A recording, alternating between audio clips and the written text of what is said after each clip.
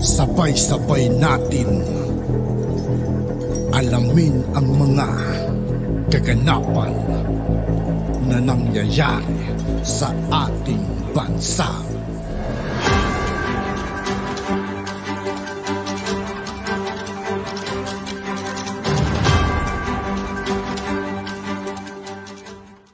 Yo, what's up mga kaibigan? This is I2K po again. Ngayon nandito naman ulit tayo sa channel ni Banat News Update. Dito naman ulit tayo magbibigay ng komento at reaksyon. Kaya samahan nyo ako guys. Let's go! Ito ang nakakagulat na balita ngayon. Viral at trending ngayon sa mundo ng social media ang di umano'y balitang Senator Jinggoy Estrada at Senator Francis Tolentino nagsalita na sa ginagawang pananambang sa testigo ni Nanay LV Vergara na si alias Dodong, mga lokal na pulis sa Grabe naman ang mga kaibigan. Ano? Takot na takot eh.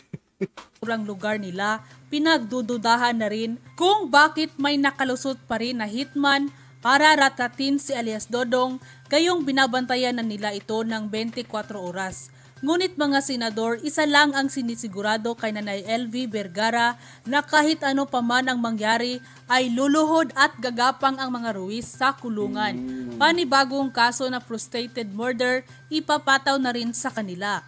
Pero bago ang lahat mga ka-updates, kung bago ka pa lamang sa aking channel. Sa lahat ng hindi pa nakasubscribe mga kaibigan kay Banat News Update, mag-subscribe na po tayo at huwag nyo rin pong kalimutan mag-subscribe dito sa aking channel Ay mag-subscribe ka na at huwag kalimutang i-click ang notification bell para mas updated ka pa sa mga bago at napapanahong balita na i-upload namin.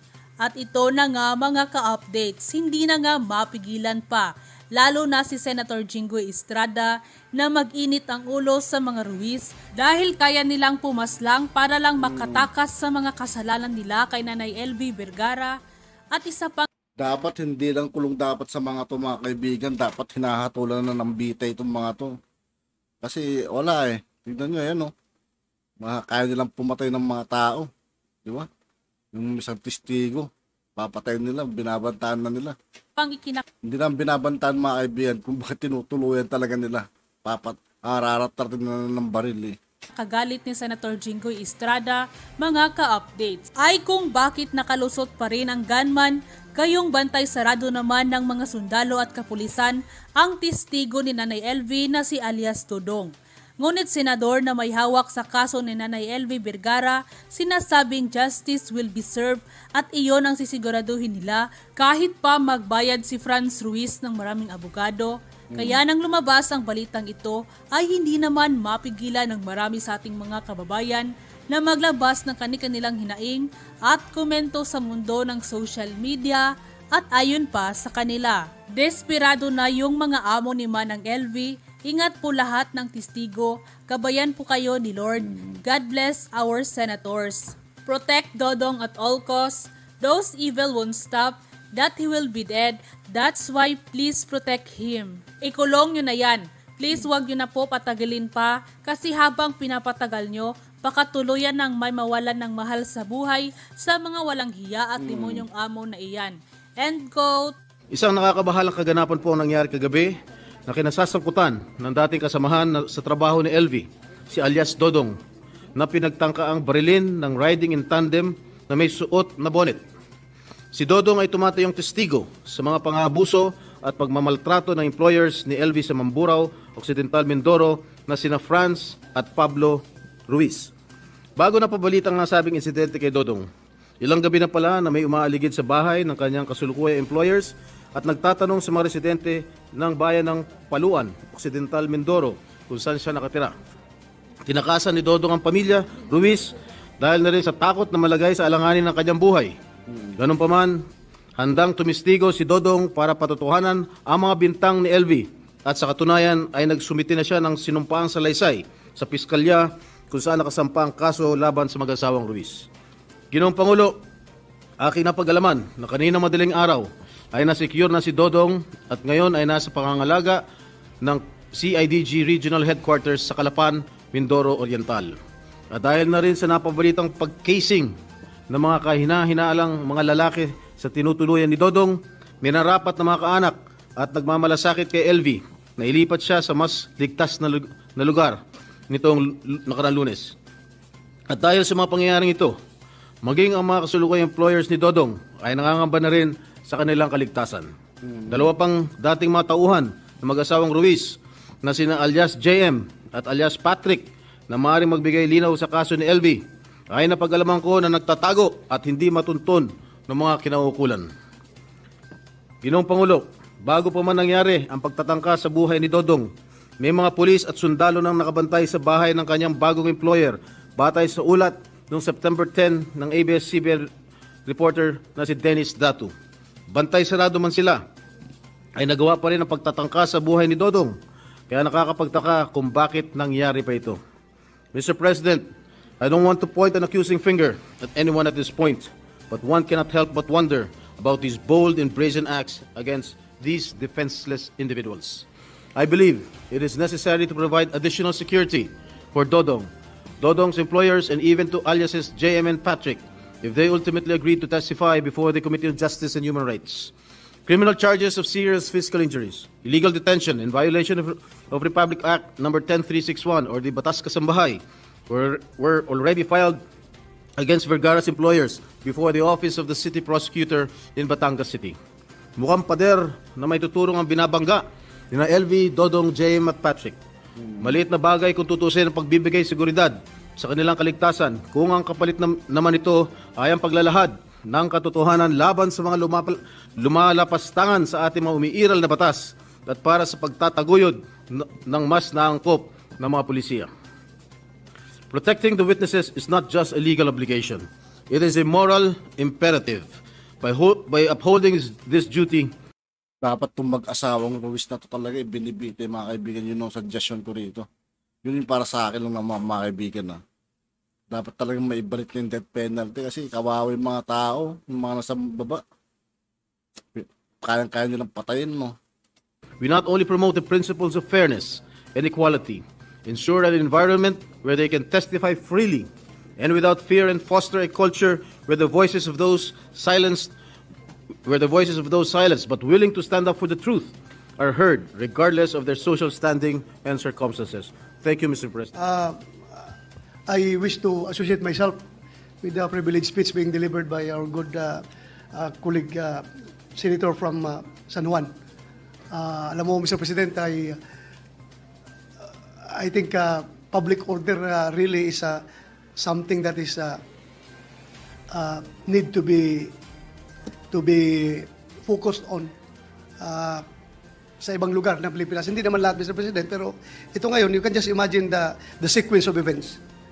Kung gaano kaabusado yung mga amo.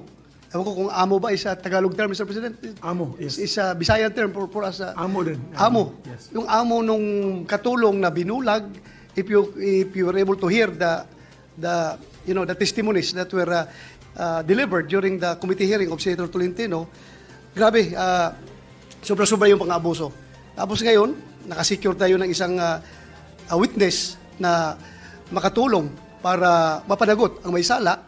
Ngayon, yung witness na isang trabahante rin nila, ay ngayon ay inatim pa na patayin kagabi. It was not really an attempt, but it was a frustrated murder ang nangyari kagabi. Mabuti na nakatakbo at mabuti naman at mabilis nakatawag kay Senator Tolentino at natulungan rin natin na maikunik sa CIDG. Because you can just imagine, request yung ordinaryong tao lang ito, nag-request na huwag nyo kaming i-refer sa local police dahil mayaman yan at very influential lang dito sa lugar namin yung mga suspect. Please, sa CIDG nyo kami pa-refer. So, we are very much dismayed, Mr. President, being the chairman of Public Order and Dangerous Drug. Pag ganun ang reaksyon ng isang ordinaryong mamamayan na nagiging biktima ng karahasan, na ayaw magtiwala sa local police dahil influential yung mga suspect, ay siguro, isa lang yan, Mr. President, pero ang dami pa siguro sa buong Pilipinas na nag-experience ng... Ang dami kasi mga police talaga, mga kaibigan, na nagpapabayad eh. Ganun na injustice na kanilang dinaranas ngayon. So I hope that, Mr. President, the Senator Tolentino will act swiftly on this case. Thank the good gentleman from San Juan for reiterating again the need to act expeditiously in order to seek justice, attain justice for Manang LV Vergara. Rest assured, Mr. President, that your Committee on Justice and Human Rights will be doing everything. In fact, last night, for the record, Mr. President, I, together with Senator De La Rosa, were the ones who collaborated with the Regional Police Director of Mimaropa around 10:30 p.m. last night, Mr. President. General Joel Doria assured us that alias Dodong will be secured. Senator De La Rosa contacted the CIDG to ensure likewise that alias Dodong will be brought to safety within the premises of CIDG in Calapan.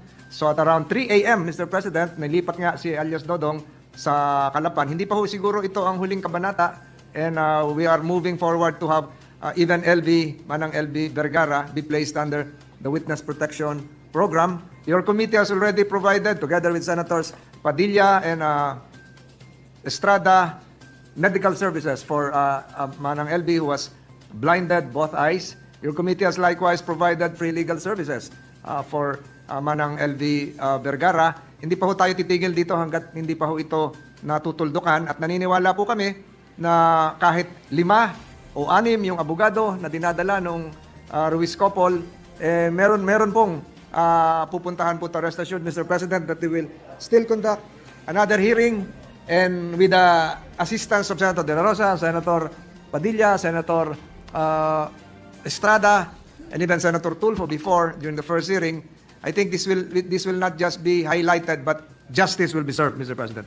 Yun lamang po, at ulitin ko, ang inyong committee ay tuloy-tuloy po ang pagtrabaho dito. Maraming salamat. I might be misconstrued as to not having trust and confidence to the local police, Mr. President, with my previous statement. But in fairness to the local police, they have my full trust and confidence. I'm just re-echoing the sentiment of Dodong being an ordinary citizen na talagang marginalized na tao. Tapos ngayon, just to emphasize, I am not emphasizing the inefficiency of the police. No. I am emphasizing ang lawak ng saklaw, ng clout or influence nito mga suspect na ito. Kaya nakapagsabi si Dodong ng ganun. Takot siya. Pero in fairness to the local police, they will not, they are performing their job. They are enforcing the law without fear or favor. But in-emphasize lang talaga natin na natakot si Dodong. Yun lang, Mr. President. Baka mamaya magalit sa akin yung local police. I trust them fully, Mr. President. Thank you. Thank you, Media Colleague. Senator Jingo Estrada is also seeking the floor, Mr. President. Senator Estrada, you are recognized, sir. Thank you, Mr. President. I was just informed by my staff that the siblings of LV Vergara has been requesting that they be placed also under the Witness Protection Program, and also to have an additional... At yun nga po mga kaibigan, dito po nagtatapos ang ating reaction video. Muli, ako po si I2K ng Sundalo ng Donggalo at 811. Maraming salamat sa patuloy na pagsuporta. Yeah. Peace out.